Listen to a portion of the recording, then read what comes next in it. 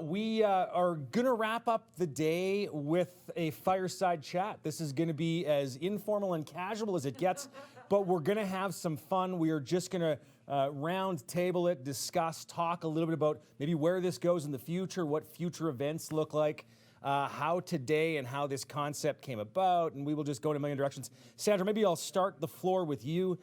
Tell us a little bit about the day, how this sort of maybe all came about, how we got here, and how it's gone for you.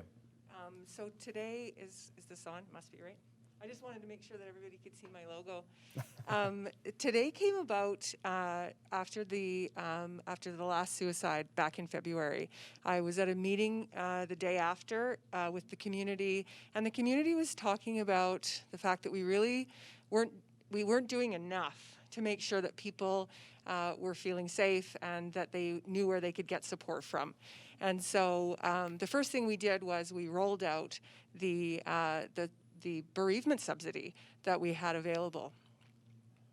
The second thing we did was get together with For All the Brothers, Our Collective Journey, and the food bank, and started talking about what can we do as a team, in a collaboration, to be able to put something together that we could just put out there for free, that we could maybe provide some hope back to our community, some hope and some healing to the community of Medicine Hat. And that's how it came about. Yeah, and I love it. That's some of the best events sort of come out of the ashes of the equation, right? We sort of build it up and we kind of grow from there. And it's our experiences that lead to what we do next. Right. And as a community, we have certainly experienced a lot in the last year. And that's not to say that we can just isolate it to the last year. I mean, last year has amplified it. Sure. Right, the scenarios that go into it, but it's many different things that bring people into this puzzle. I love that the event is here, and I love the conversations. I think the one thing I wish the people at home could have experienced is the conversations behind the camera in the hallway today. You know, I mean, that was as good as the on-camera stuff was. That was so powerful. It was really powerful. And one of those, that's nice that you talked about that, because one of those conversations I was actually having with Erin, who is one of the founders of For All the Brothers. And she was talking about what's been happening with her as a person who is the wife of someone who does have some mental health and addiction issues. And so I thought it would be really neat if we could just have Erin give us a little bit of a rundown on sort of what that feels like from her perspective.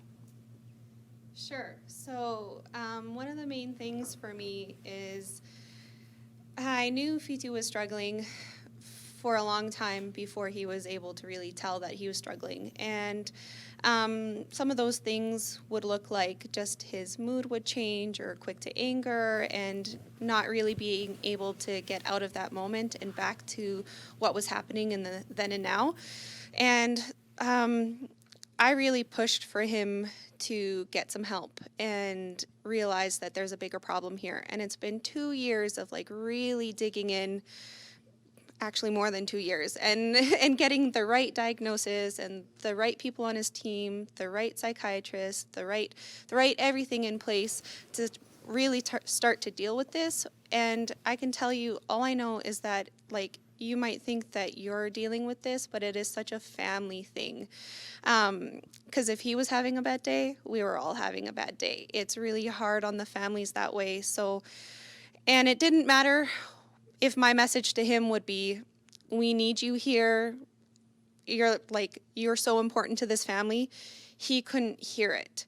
And I just know that we have 3 beautiful daughters, and life is, every day we get him is such a blessing, and the fact that he's been able to stick around and do the work that's been needed means everything to us. Yeah, it's an interesting one, right? I talked earlier with somebody, it might actually have been Derek, maybe, that we were talking about. I said that, you know, the world tends to focus on the primary patient, but the reality is there's a whole world of secondary patients. And it's the people that are impacted emotionally, although they're not maybe going through the initial sort of depression or scenarios, but they're dealing with the consequences of it all. And it's every bit as much a ripple effect across the household, isn't it? Yeah, I used to feel bad because when he had the first attempt that I knew of, I felt like I had actually really pushed him into that, because I just said, something's wrong, something doesn't feel right, this isn't how I want to go about living my life. I know that you're not happy, and that's what really breaks my heart, is because we have all the potential right here in front of us. Like, we're in a country that provides us opportunities. We work hard, we have family, we have friends. Like, what is the piece that's missing to really make it feel worthy of a good and positive life? And from that, you know, he kind of had a breakdown, and I felt bad for years about that. But now I'm realizing I wish it didn't have to go that far, but if we hadn't pushed in that way, we wouldn't be at the place of finding the people we needed on our team, and that's what's really important. So. Yeah, sometimes it's those extra little sort of engagements that make a big difference in the long run, isn't it? 100%. Yeah, for sure. Derek, maybe tell us a little bit about your scenario. We talked about, I mean, the light doesn't just go on; it flickers for a while. And it's a process, right? Take us through the process a bit. The process is definitely not one that is easy. You're going to have tough days.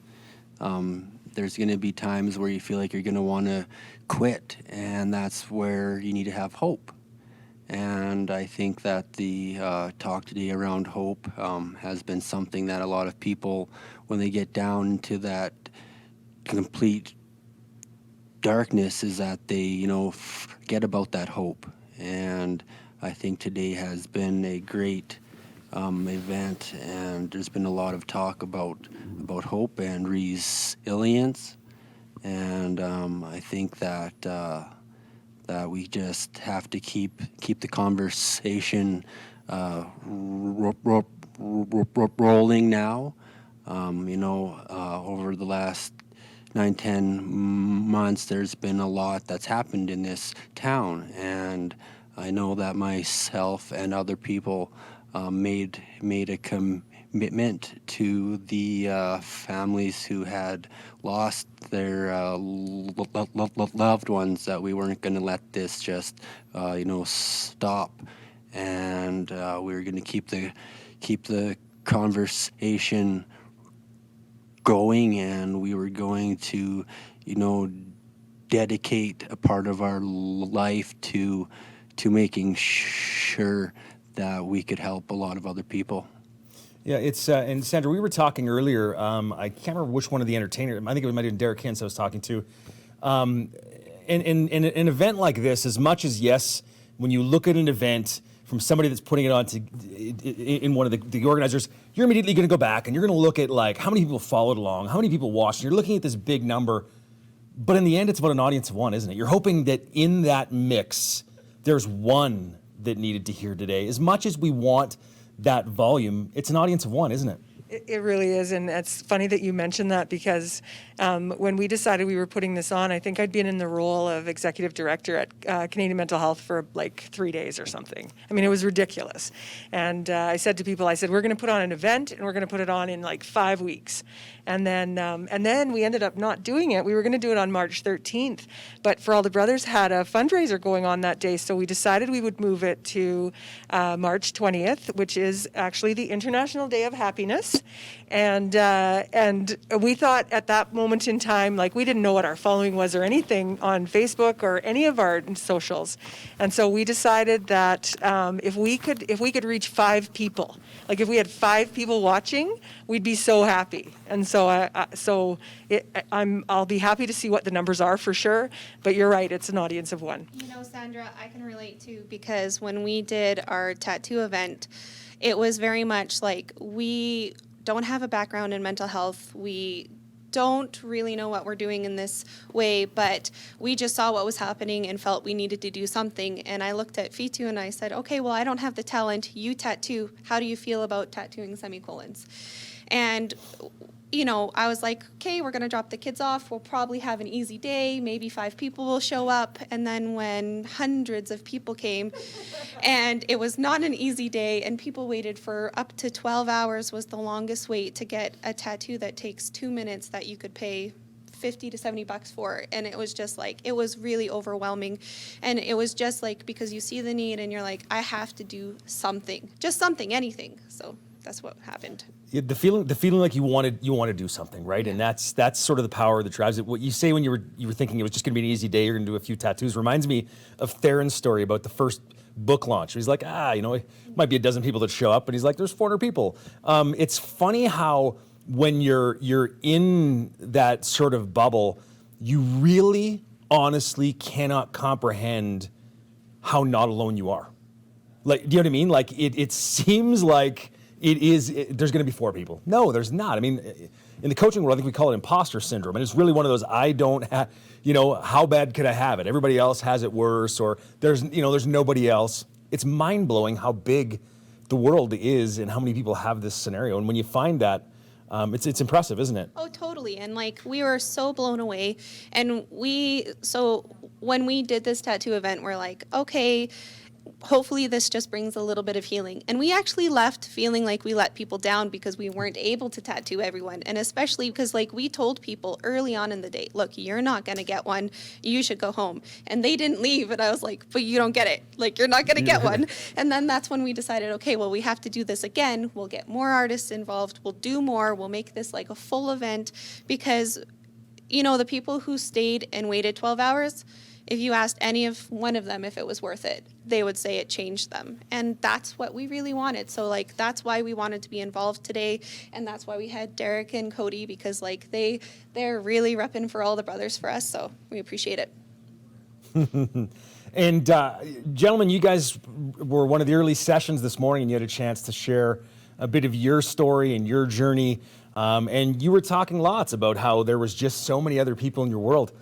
Take us through, Sandra sort of explained before you guys arrived here this afternoon, the process of how this sort of unfolded, but how did it go? In your whole scope of what, the vision was, where you are right now, what's your feedback? What's your thoughts? We didn't have a vision. We had absolutely no idea what we were doing. Like, for us, this started with me and a friend having a coffee and getting hooked up with an industry professional that turns out is like a lost brother to us. And just, we kind of made a deal at that time that we were just going to keep showing up and keep saying yes and keep sharing our story. And who knows what that does, right? And we've kind of continued with that mantra ever since. It's just keep showing up, keep saying yes. If somebody wants to talk, we show up and tell our story. And just the amount of support we've got has been astronomical. The sense of, given permission, right? It's okay. It's okay to talk about your issues. It's okay to have issues. It's okay to try to bounce back from them, and it's okay to stumble sometimes when you're trying. It's just getting up and keep going. And I guess that's kind of, we keep showing up because that's what we want other people to do, right? Is don't give up. Yeah, it's the realization that nobody flies without baggage. Some check the baggage, some put it in the overhead compartment, but nobody goes empty-handed. And that's really our world, right? We all travel with baggage, and that's okay. It's okay to not be okay. Like, persistence over perfection. You'll get there. You don't have to get it right away. You just have to get it right eventually. And that's just such an important thing. And that's where conversations, you eventually refine the story, right? That's kind of funny. Didn't you tell me something about flying, something Chris Christie used to say to you? Yeah, it's funny. Brent Secondiac put something up on Facebook the other day about that. And I said, Chris Christie, who was my mentor, always used to say, we might be building the plane while we're flying it, but at least we're in the air. Yeah. And I think that is hugely profound. Yeah, for sure, right? I mean, it's a journey. We're moving, and at the end of the day, you can't steer standing still. You need motion, right? I mean, I can turn the wheel in my car all day long in the driveway. If I dry steer, I'm going nowhere. I feel like I'm doing a lot of work, but I'm doing nothing. And you just got to move. Just got to put one step forward. A shuffle. I don't care if it's a move, a dance move, the moonwalk. Just move. Just get moving, and you'll figure it out as you go, right? Yeah, I think nobody's ever thought themselves out of a bad headspace, right? It takes action. It takes doing something. I know I've got a broken brain, right? It's who I am. It's what I am. I'm not going to think my way through that problem. I need to take some action. I need to do something. Yeah. And a lot of times, I know we've heard it today before. For me, it's that action piece is helping somebody else. And somebody was there to help me at the start, or I don't know, well, I'm pretty sure I'd know where I'd be today, and it wouldn't be on this side of the dirt, I think. So for me, it was somebody was there to help me, and that's just the way I stay healthy today, is by helping the next person, because it's just that whole pay it forward type mentality. And, you know, I lived my entire life up until I was 40 years old in a take from the world type mentality. And what can I get? What can I take? You know, how can I manipulate to get what I want? It was all about me. And now it's, you know, rip that Band-Aid off and let's talk about what our problems are. Let's give the next person permission, and let's be there actually to listen and show up. When somebody reaches out, let's just show up and listen to them and see how we can help them. You only get invited to the potluck supper so many times. If you don't bring a dish, eventually you're not on the invite list, right? You're bringing something to the table. You're bringing something there, whether it's your story, your perspective. It's just so important to show up and be of service, right? We talked, Theron and I were talking about what I refer to as the coach's mirror. And it goes through anything, whether it's in an addictions room and it's a sponsor relationship. The reality is either both parties are winning or neither party is winning. There's no one wins and the other loses. And if you're both growing, everybody's winning, right? So when you can help someone else grow, they will tow you up. And if you help them grow, and it's funny because in a lot of good coaching or mentorship relationships, if you sat both parties down and had to agree who was the mentor and who was the mentee, they would argue over who gets more. They're like, no, this is my coach. Be like, no, you're my coach, right? It's that the conversation means so much. Life's about a dialogue, not a monologue. Monologue works in very few environments. Stand-up comedy is about the only one I know of, where it's one direction, right? It's got to go both ways. You know, it's funny because when we started For All the Brothers, it was actually a guy in New Zealand, because Fitu is from New Zealand, and they had a group there. And what Fitu was really needing was community, and he was feeling a lack of. So I know a lot of people think that, oh, it's okay if I don't show up because I don't need that right now. But I think what a lot of people are missing is, like, we're trying to build community because we need the community. Mm-hmm. It's very much going both ways. So, like, yeah, we might not feel like coaches in any way because we're not professionals, but we need to build that community for ourselves too. Mm-hmm. Yeah, community is so powerful in every capacity, and that was covered a lot today, was about building your community, right? It's like, who's around your campfire? That's where the best conversations happen. Like, who's around your campfire? Like, you know what I mean? And that's, to me, that's such an important piece. You surround yourself with the people who can give hope, give vision, or give voice to where you want to be. Well, I think the thing about community is, you know, I've always said that community is the only place where these problems can be solved. Mm. It's the only place. And so until we begin to build that community, we will never solve these big societal issues because the government is not going to solve them for us.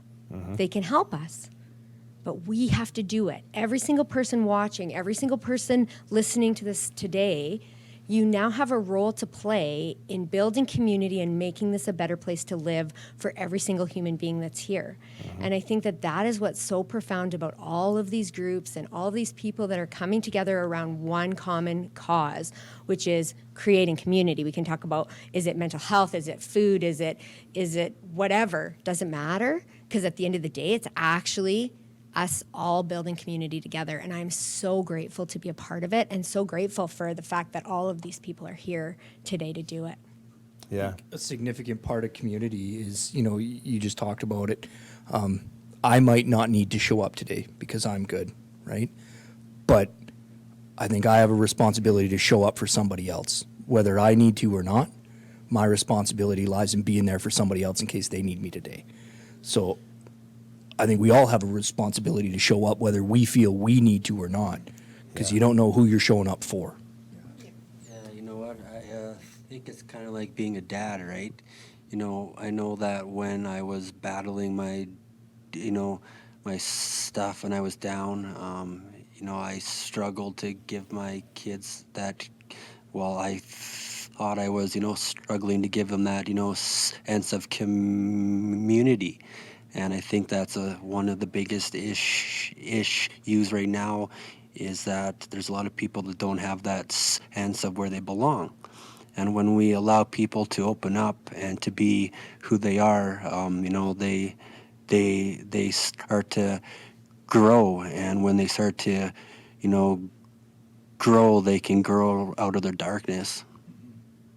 I feel like a good community is less about giving people a place to talk, more about giving them a place to think out loud.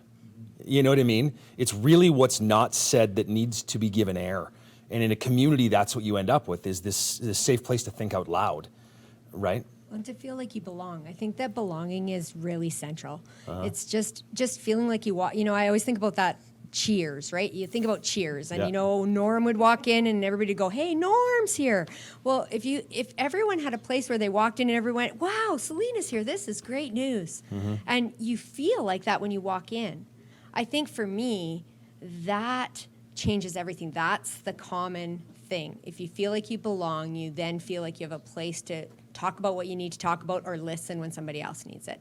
And so for me, belonging is really important. Yeah, and of all the things that COVID has done, that's almost the piece that, I mean, it really shone the light on how disconnected we were as a society until it really disconnected the final place we went and had sort of artificial connection. Like, we still got together, but we didn't have the same depth of connection. And now that we've lost any level of connection, we feel like that connection is now important, right? Like, it really sort of shone that light on it. That connection is just so powerful. Right. It's the most important thing. And I think for me, it's funny, I was chatting with somebody about COVID the other day, and one of the things that really shone through for me, they were talking about trauma. We've been talking about trauma all day, and they were talking about trauma, and they said, it's amazing that those of us that have trauma, now that we're all wearing masks and coverings and things like that, that I can't actually tell what you're thinking anymore. And so I'm somebody who's traumatized. And when I was traumatized, my gift was that I could figure out what you were feeling before you walked in the room, so that I could make sure that that thing was done or that thing was done, so that everything would be fine. And now that the masks are there, I think what's happened to a lot of us with trauma is that I can't figure out what you're feeling anymore, and so I don't feel safe. And I can't wait for the day that our community can gather and we can all feel like we belong and are safe in community. So. Yeah, the mask stops more than just germs. It stops the ability to convey feelings a little bit too, right? Yeah. It's I can't, originally I would be out in public with a mask on, and I would be smiling behind the mask, wondering why people weren't responding. It's like, oh, they can't see me. But I honestly now realize the other day that I'm now desensitized. I walk by people and I actually don't even try to smile, and that scares me. That I've stopped sort of presenting my emotion because I feel like it's blocked. Do you know what I mean? That's funny, because I actually smile bigger now because I want them to see it in my eyes. I'm like, no, I'm smiling at you. Yeah, I'm taking to winking. It's not nearly what I it got used in a bit of trouble with that. You got to gauge the wink. You got to weigh the room. Got to measure the room a little bit, for sure. Yeah, be careful, Trevor. So, I mean, all said and done, the day was, I think, a resounding success based on the conversation we're having here, the conversations we had out around the coffee table outside, what we're seeing on social media for engagement, and those types of things. Well, actually, I wasn't even supposed to be here today. I knew that Derek and Cody were going to be taking over our slot here, and I was at home a viewer, and I was engaged pretty much the whole day, and that's when I messaged Selena, and I said, you know what, can I come down? Like, can I just come say hi and say thank you? Because I think a lot of these conversations, obviously we've been having these conversations, but just the way that it happened today is so powerful and so impactful, and I think it was said by the right people at the right time.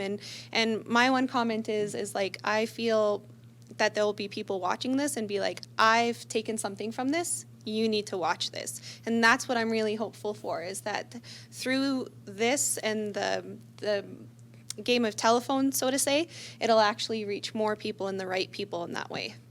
Yeah, that might be the actual advantage. We were talking about what's the COVID advantage?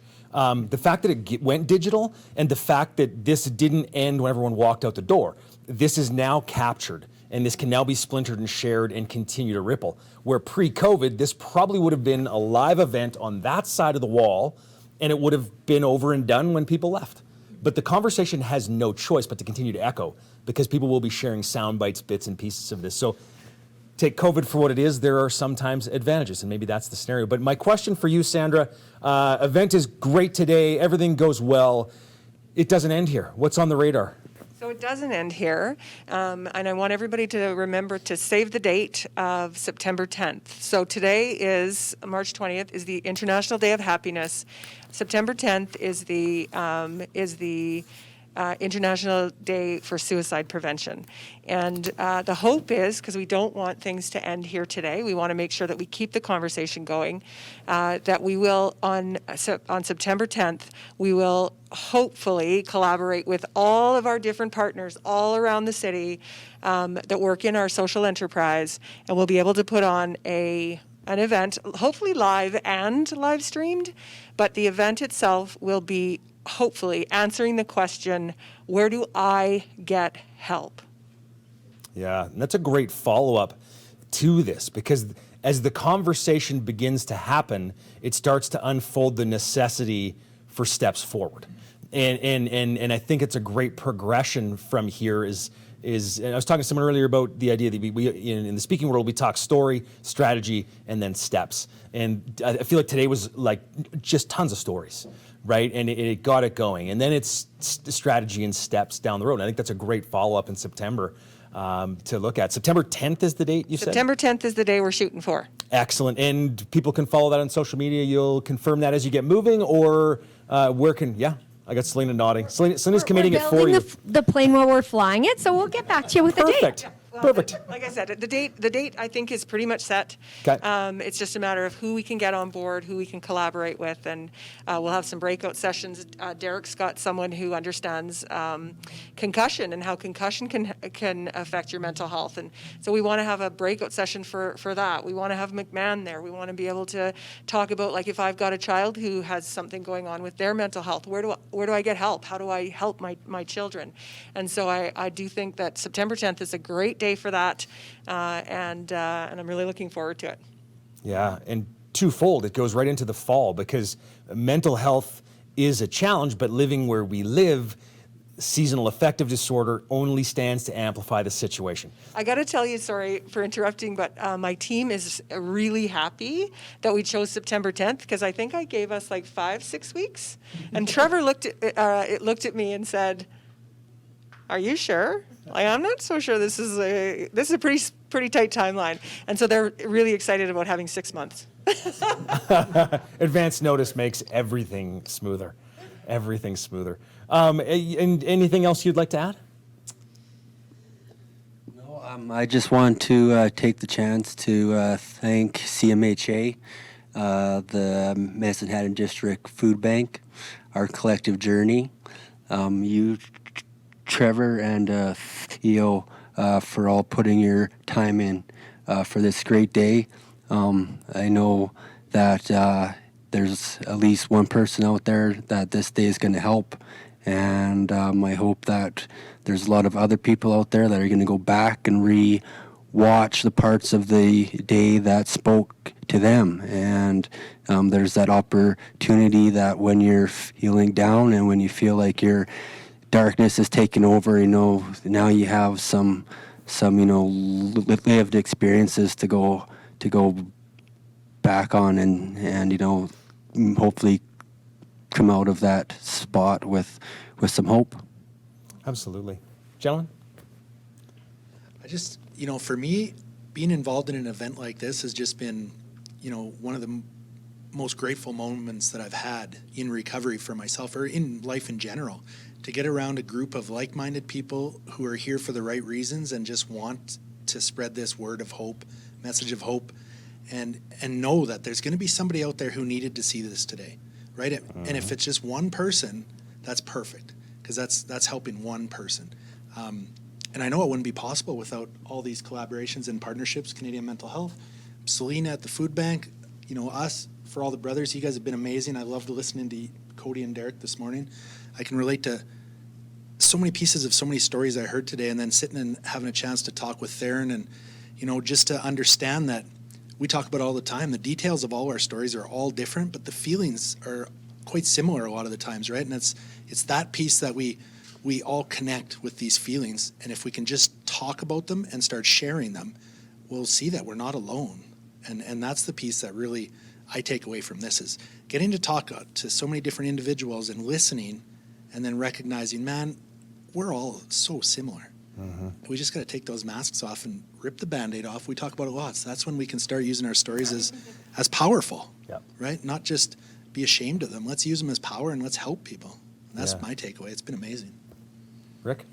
Yeah, I again, thanks to all the partners, it feels like our community's growing, this community of people trying to get involved and trying to help. And we fumble forward and it gets awkward and uncomfortable sometimes, but we're building the plane in the air, right? And at the end of the day, I know for me and for so many other people that I've talked to and I've heard from, and today and in this room and outside of this room, at your worst spot, you feel alone, right? And I hope everybody that needs that message today can hear that you're never alone. There's somebody somewhere who's been through what you've been through, or can at least sympathize and truly empathize with it, and just reach out. There's a ton of people that want to help. There's a ton of people that want to support. There's a ton of agencies. You'll find your, I think Theo talked about it. You'll find your tribe, right? Somebody will be here. Just reach out. Yeah, for sure. Sandra? Well, Selena? Well, I think for me, it's just how grateful I am for our community and for all those out there. I mean, CMHA put so much unbelievable. Sandra, she worked so much to make this event happen. And, I'm just grateful for all of our partners, but I'm also grateful for the stories, because I think sharing your story and having the courage to share your story, for me, I have so much respect for that. And I have always been so afraid to share my own personal story. And I think that these are the people that give me the courage to put that out there. And I appreciate that so very much. So thank you to everyone who shared their story today, because I think the courage that you showed will allow other people to show that courage. And of course, to anybody who is looking for support, if you phone the food bank, we will get you to some of these folks. If you need to pop in the door, we're more than happy to help. Sandra? Yeah, I'm so grateful that I got to work with these people, with Derek and Aaron and Rick, and it's just been an absolute blast and a really good first foray into the mental health world, because this is not, I didn't come from social enterprise, and so I'm very grateful for that. I'm so grateful for Snakes in the Riot and for Derek Hintz, because I think that the musical interludes were just kind of perfect timing throughout the day, and of course, anytime I get to work with Selena, I'm always a happy girl. Yeah, you're right. The music was a spectacular addition to it, because music is just another way to tell a story. Really, right? And it was a great way for them to help share their message as well, and do it through music. It has been a great day. I've loved every minute of it, and I love too, like you said, the stories. It helps encourage you to want to share your own story. And as you mentioned, you'll find your group. And it's interesting because although there are a million different tipping points, there are only so many human emotions. And when two people have the same emotion triggered, it doesn't matter what the tipping point was that brought them together. And it's like Theo had said, it was not about sexual abuse, it was about trauma. And trauma became the rallying cry to bring it together, right? So once you can tap what the real root of it is, everything leads in one direction, and then you have so much more power down that line. So it was a great day. I think we have one more musical finish today.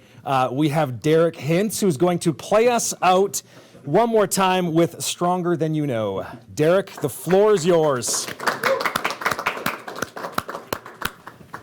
I just got to correct you there, sorry. Tougher Than You Know. Tougher Than You Know. You know what? I knew that. I got the adjustment. I had it on the wrong sheet. It doesn't matter. I got to do this or I'm going to get yelled at from the back row there. Well, thanks again for having me here, everyone. Great event. Wonderful stories. Means a lot to me. Means a lot to so many people. So everyone that really opened up, thank you. Thank you. We're moving forward. Yes, I'd like to play that song I wrote for you one more time, guys. Don't forget to reach out, before it's too late. Time is now.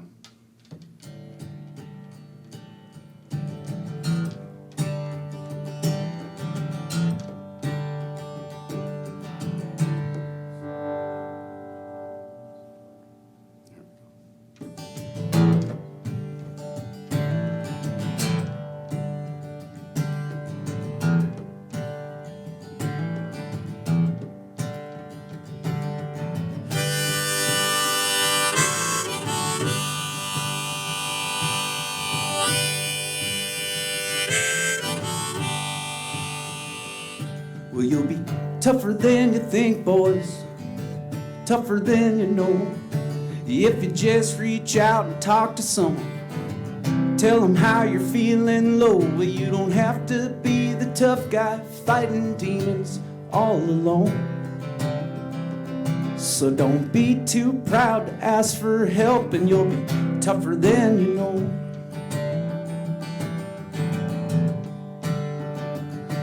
Good job, good life, and a pretty little wife. Got a dog, nice home, and it seems alright. But it ain't alright, 'cause the devil's in town. He got into your head, he's messing around. The warning bells are ringing out loud, but you can't hear nothing 'cause you're stuck in a cloud. You think to yourself, well, you'll be leaving now. Well, so long, my friends and family, I love you, but I won't be back again. And you'll be tougher than you think, boys, tougher than you know. If you just reach out and talk to someone, tell them how you're feeling low. Well, you don't have to be the tough guy fighting demons all alone. So don't be too proud to ask for help, and you'll be tougher than you know.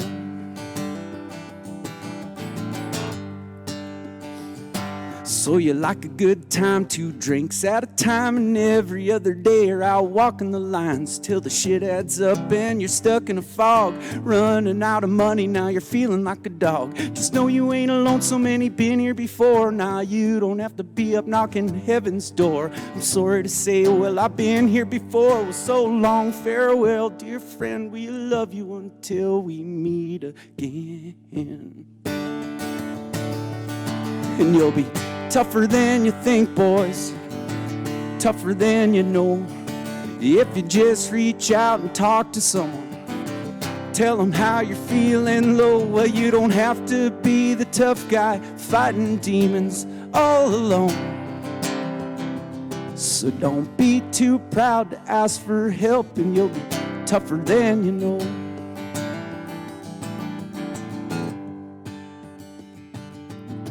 I think it's time we put our differences behind and maybe be a little kinder.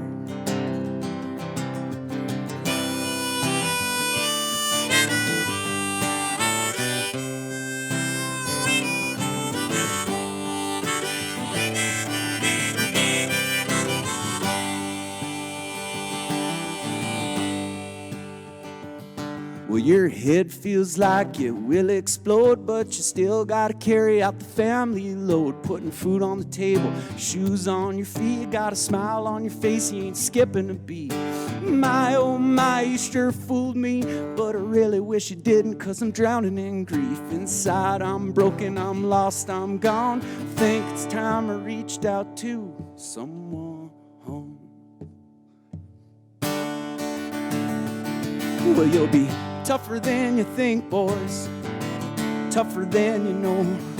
If you just reach out and talk to someone, tell them how you're feeling low. Well, you don't have to be the tough guy fighting demons on your own. So don't be too proud to ask for help, and you'll be tougher than you know. So don't be too proud to ask for help. It could be tougher than you know.